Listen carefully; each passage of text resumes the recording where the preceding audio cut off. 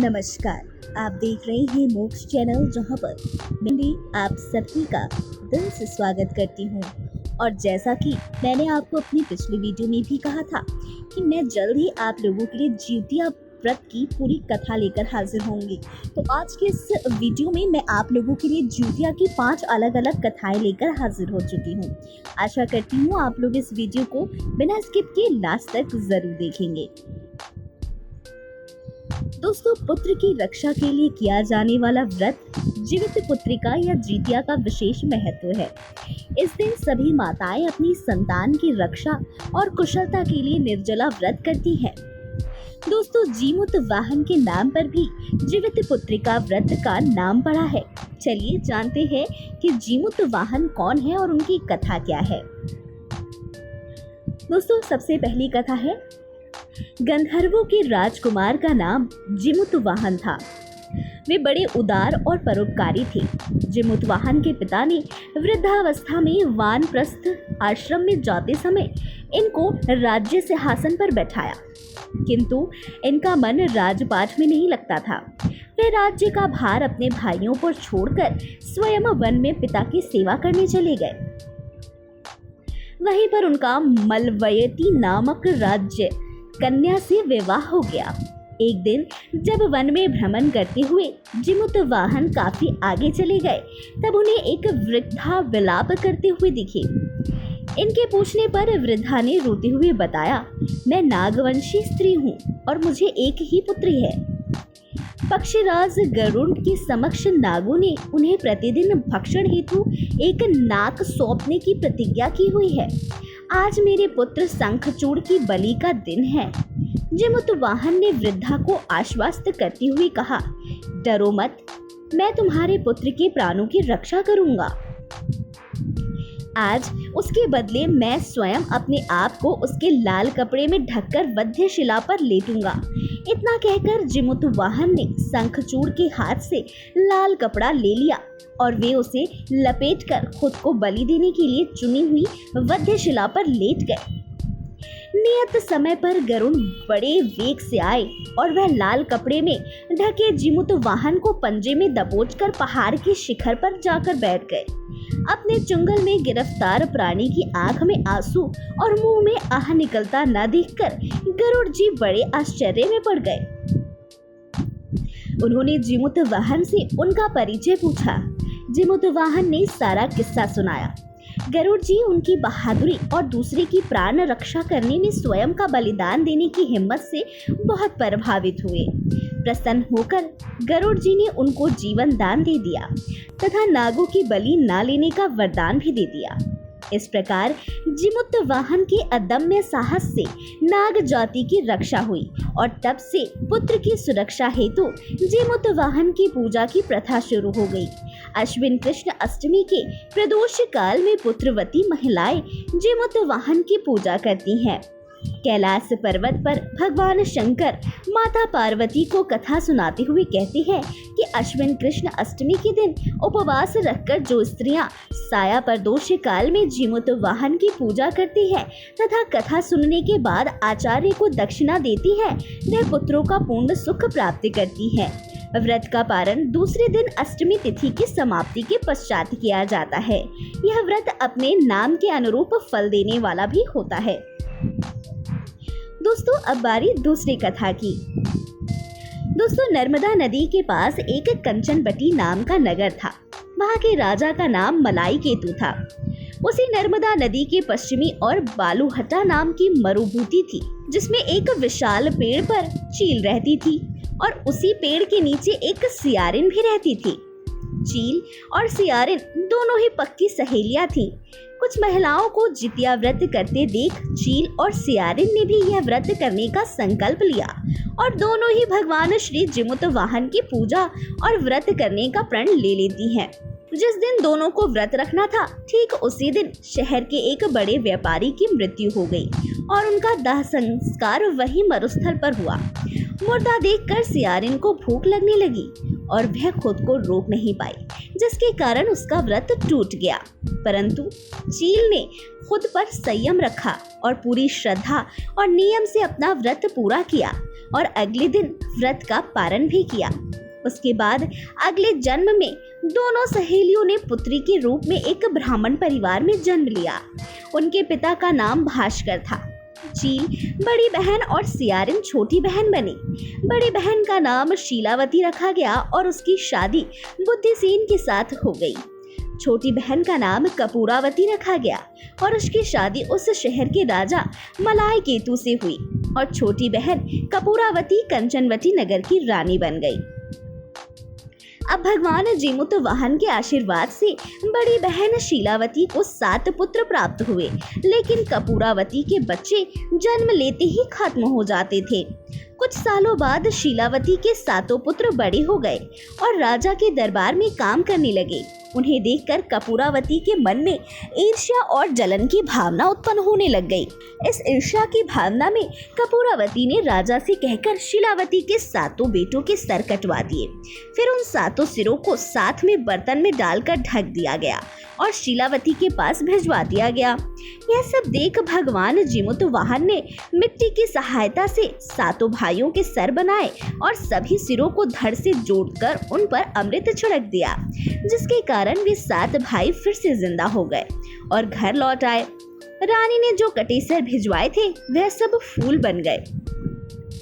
कपूरावती समाचार पाने को बहुत व्याकुल थी, लेकिन जब उसे इस बात का पता चला तो वह अपनी बड़ी बहन के घर गई और वहां सबको जिंदा देखकर आश्चर्य में पड़ गई और बेहोश हो गई। जब कपूरावती होश में आई तो उसने अपनी बड़ी बहन से यह सारी बात बताई और अपनी गलती का पश्चाताप किया। भगवान जीमूत वाहन की कृपा से बड़ी बहन को पूर्व जन्म की सारी बातें याद आ गई और वह अपनी छोटी बहन को उस पेड़ के नीचे लाकर पूर्व जन्म की सारी बातें सुनाई, जिसे सुनकर कपूरावती फिर से बेहोश हो गई और मर गई। जब राजा तक इस बात की सूचना मिली तो उन्होंने उसी जगह पर पेड़ के नीचे कपूरावती का दाह संस्कार कर दिया। दोस्तों, अब बात तीसरी कथा की। दोस्तों, 2 बहनें थीं जिनका नाम था चूलिया और सियरिया।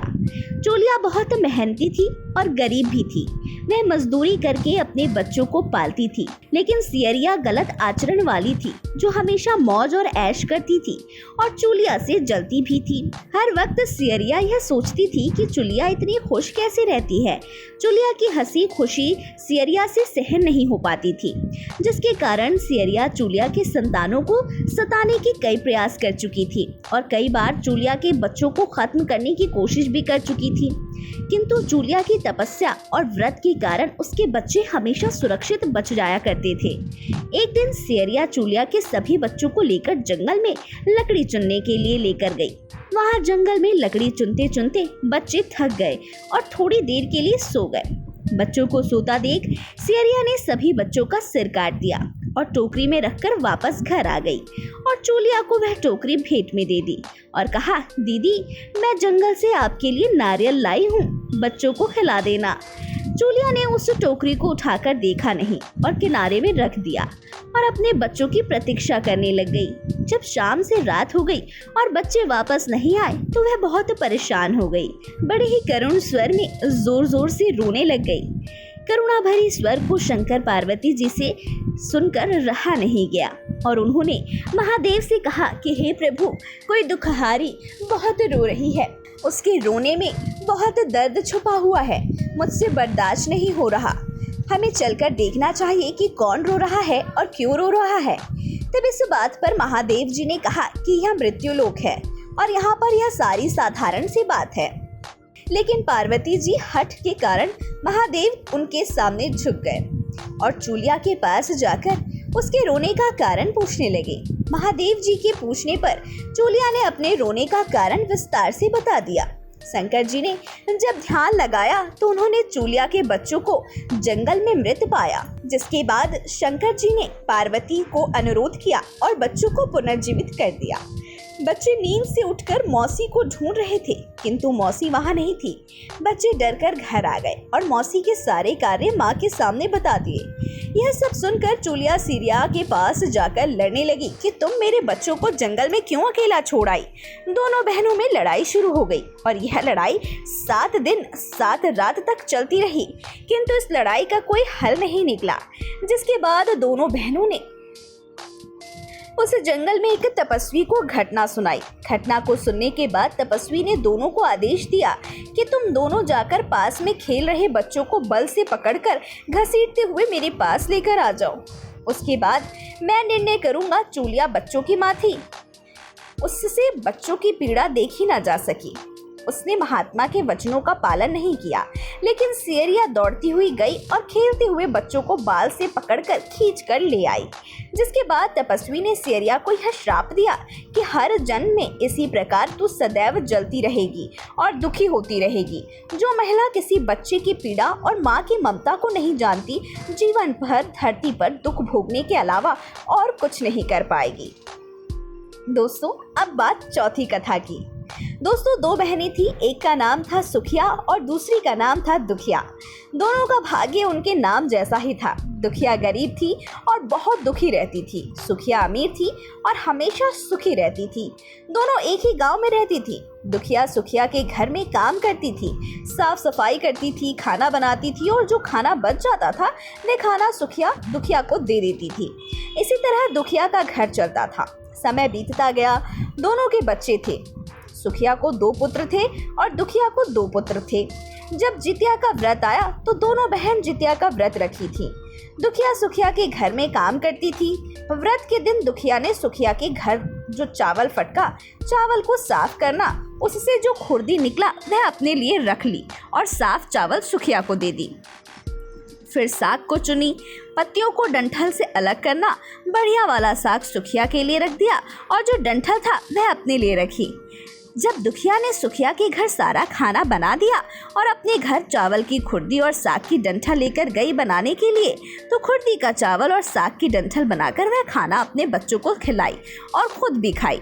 उसके बाद दुखिया सोने चली गई। आधी रात में एक बूढ़ी औरत उसके घर पर आकर दरवाज़ा खटखटाती है तो दुखिया पूछती है कौन है। तब बूढ़ी बोलती है बेटा हम हैं। दुखिया ने उठकर फाटक खोला और पूछती है अम्मा आपको क्या चाहिए, इतनी रात में आप यहाँ किस लिए आई हो। बूढ़ी बोलती है बेटा मुझे बहुत भूख लगी है, कुछ खाने को दे दो। दुखिया उसे घर के अंदर ले आती है और कहती है हम लोग बहुत गरीब हैं, आज मैंने खुर्दी का चावल और साग की डंठल बनाया है, क्या आप खाएंगी। तो बूढ़ी कहती है हाँ क्यों नहीं खाएंगे, हमें बहुत भूख लगी है, हम वही खाएंगे। दुखिया अंदर जाकर खुर्दी का चावल और साग की डंठल लाती है और बूढ़ी को देती है खाने के लिए। बूढ़ी खाना खाने के बाद कहती है कि मुझे अच्छे से कुछ दिखाई नहीं देता, इतनी रात के अंधेरे में मैं अपने घर कैसे जाऊंगी। तो दुखिया कहती है कोई बात नहीं, आप यहीं पर सो जाइए, सुबह अपने घर चले जाना। तो बुढ़िया दुखिया के घर में ही सो जाती है। फिर थोड़ी देर बाद उठकर बूढ़ी बोलती है बेटा मुझे दीर्घ शंका पैखाना लगी है, कहाँ करूँ। तो दुखिया कहती है मेरे घर में बाथरूम नहीं है, इसलिए आप उधर कोने में कर लीजिए। बूढ़ी पूछती है कि बेटा भर भर करे या छर करे। दुखिया नींद में थी और वह कहती है माताजी भर भर कर दो, मैं सुबह साफ कर दूंगी। फिर थोड़ी देर बाद बूढ़ी पूछती है कि बेटा मैं अपने हाथ कहाँ साफ करूं। तो दुखिया कहती है आप मेरे सर में अपने हाथ को साफ कर लीजिए। जब सुबह होती है तो दुखिया को यह सब सपने के जैसे लगता है कि सोते समय मुझे कोई सपना आया होगा। वह ज़्यादा कुछ नहीं सोचती और नींद में नहाने के लिए चली जाती है। जब वह नदी में नहाती है और अपने बाल धोती है तो उसके बालों से होते हुए जो पानी बहता है वह सोने का पानी होता है। आसपास की सभी महिलाएं यह देखकर चकित हो जाती हैं और कहती हैं कि तुम्हारे बालों से तो सोने का पानी गिर रहा है, क्या बात है। फिर उसे रात की सारी बात याद आती है। वह दौड़कर अपने घर की ओर भागती है, यह सोचकर कि उसका घर दीर्घ शंका से गंदा हुआ होगा। पहले उसको साफ करना होगा। जब वह अपने घर में जाती है तो देखती है कि घर के हर कोने में ढेर सारा सोना बिखरा पड़ा है। यह सब देखकर दुखिया बहुत खुश हो जाती है और सोचती है कि जीतमान बाबा यानी कि जिमुतवाहन की कृपा है, यह सब जो माता का रूप धारण करके मेरे घर आए और मुझे इतना आशीर्वाद दिए। अब दुखिया अमीर हो जाती है और सुखिया के घर जाकर काम करना बंद कर देती है। दुखिया जब अपना व्रत पूरा करती है तो अपने पुत्र से कहती है कि जाओ मौसी के घर से तराजू लेकर आओ, यह नापने के लिए कि यह सोना कितना है। बच्चा बहुत खुशी से सुखिया मौसी के घर जाता है और तराजू मांगता है। तो सुखिया पूछती है कि तराजू पर क्या नापना है। तो बच्चा बोलता है मेरे घर में बहुत सारा यानी ढेर सारा सोना है, उसी को मम्मी नापेगी। सुखिया कहती है खाने के लिए तुम्हारे पास कुछ भी नहीं है और सोना नापोगे, मुझसे झूठ कहते हो। तो बच्चा कहता है नहीं, मैं झूठ नहीं बोल रहा हूँ। सुखिया सोचती है जब तराजू मांगा है तो कुछ ना कुछ तो जरूर नापना होगा, इसलिए वह तराजू के पीछे गोंद लगा देती है कि जो भी नपेगा वह थोड़ा सा इसमें चिपक जाएगा। दुखिया जब तराजू पर सोना नापती है तो कुछ सोना का टुकड़ा उस बूंद में चिपक जाता है। जब बच्चा तराजू लौटाने आता है तो सुखिया उसको उलट पुलट कर देखती है तो उसे तराजू में सोना लगा हुआ मिलता है। सुखिया सोचती है उसके घर में जरूर कहीं से सोना आया होगा, इसीलिए वह कई दिन तक काम पर भी नहीं आ रही है। सुखिया उसके घर जाकर देखते हैं कि यह सोना कहाँ से आया। जब सुखिया दुखिया के पास जाकर पूछती है कि तुम्हारे पास कहाँ से इतना सोना आया कि तुम तराजू मंगाई नापने के लिए, तो दुखिया उस रात की सारी कहानी अपनी बहन सुखिया को बताती है। दुखिया का मन एकदम सच्चा था, इसलिए वह सब कुछ बताती, लेकिन सुखिया के मन में लालच आने लगा कि दुखिया के पास हमसे भी ज्यादा धन आ गया। अब अगले जितिया में मैं भी खुर्दी का चावल और साग की डंठल बनाऊंगी। फिर अगले साल जितिया का व्रत दोनों बहन ने रखा। सुखिया के पास हर तरह का सुख था और धन भी था, फिर भी वह जितिया के दिन चावल फटक कर साफ चावल फेंक दी और खुर्दी अपने पास रख ली। साग को तोड़कर पत्तियां फेंक दी और डंठल अपने पास रख ली और वही बनाई। खा पीकर पूजा पाठ करके सोने चली गई। फिर आधी रात में उसके घर में भी बूढ़ी आई और दरवाजा खटखटाती है। सुखिया उसका इंतजार कर ही रही थी। वह तुरंत दरवाजा खोलकर बूढ़ी को अपने घर के अंदर ले आती है। बूढ़ी बोलती है मुझे बहुत भूख लगी है, कुछ खाने को दे दो। तो सुखिया कहती है मैंने खुर्दी का चावल और डंठल का साग बनाया है। बूढ़ी बोलती है कोई बात नहीं, मैं खाऊंगी। तो सुखिया परोस देती है। वह खाना खाने के लिए और सोने चली जाती है। बूढ़ी बोलती है मैं घर नहीं जा सकती, मुझे दिखाई नहीं देता। तो सुखिया कहती है कोई बात नहीं, आप यहीं सो जाओ। थोड़ी देर बाद बूढ़ी फिर बोलती है कि मुझे दीर्घ शंका लगी है, कहाँ करूँ। तो सुखिया कहती है वहीं कोने में कर लीजिए। फिर थोड़ी देर बाद बूढ़ी पूछती है कि भर भर करे या छर छर। इस समय सुखिया को याद नहीं आता कि दुखिया ने क्या बोला था, तो सुखिया बोली माँ छर छर कर दीजिए। फिर बूढ़ी पूछती है कि बेटा मैं अपने हाथ कहाँ साफ करूँ। सुखिया कहती है मेरे सर में साफ कर लीजिए।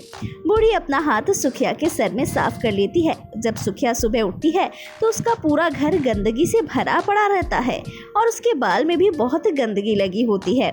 यह सब देखकर सुखिया बहुत दुखी हो जाती है और उसे बहुत गुस्सा भी आता है। वह अपनी बहन दुखिया को बुलाती है और उस पर गुस्सा करती है कि तुमने हमसे झूठ कहा और मेरा पूरा घर गंदा करवा दिया। तो दुखिया पूछती है कि तुमने क्या कहा था, भर भर या फिर छर छर। तो सुखिया कहती है मैंने तो छर छर बोला।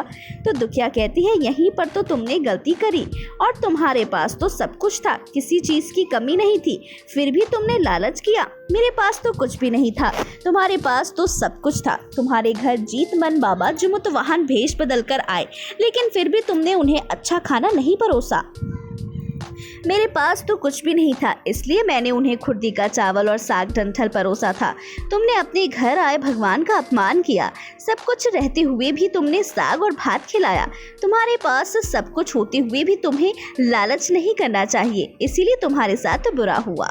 दोस्तों अब आखिरी 5वीं कथा।